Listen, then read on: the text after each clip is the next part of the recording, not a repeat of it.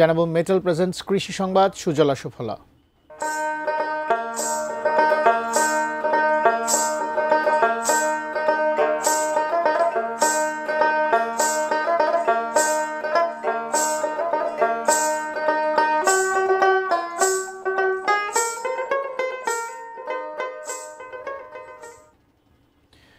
অসময়ের তরমুজ চাষ করে তাক লাগিয়েছেন ঠাকুরগাঁওয়ের কৃষক সাইফুল ইসলাম। তার রসালো তরমুজের ক্ষেত এক নজর দেখতে দূর দূরান্ত থেকে ছুটে আসছেন বিভিন্ন শ্রেণী পেশার মানুষ।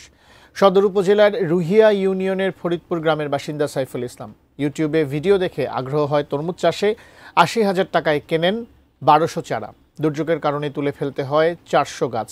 বাকি গাছের নেন যত্ন। তার বাগান এখন ছেয়ে গেছে তরমুজে। ৩৩ শতক জমিতে খরচ হয়েছে ৭০,০০০ টাকা। এই পর্যন্ত ৫০,০০০ টাকার তরমুজ বিক্রি করেছেন তিনি, আর লাখ টাকার ফল বিক্রির আশা করছেন। ভেতরে লাল আর খেতে সুস্বাদু হয়। দিন দিন বাড়ছে এই ফলের চাহিদা।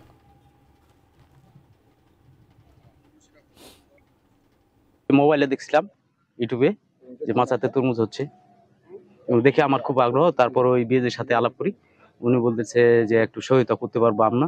৭০,০০০ টাকার মতো খরচ হয়েছে আমার, ৫০,০০০ বিক্রি হয়েছে, এর মধ্যে লাখখানেক টাকার বিক্রি হওয়ার সম্ভাবনা। তো তরমুজ দেখতে আসলাম, খেয়েও দেখলাম, বেশ চমৎকার মিষ্টি। অবেলায় তরমুজ কৃষি মন্ত্রণালয়ের একটি অভাবনীয় উদ্ভাবন।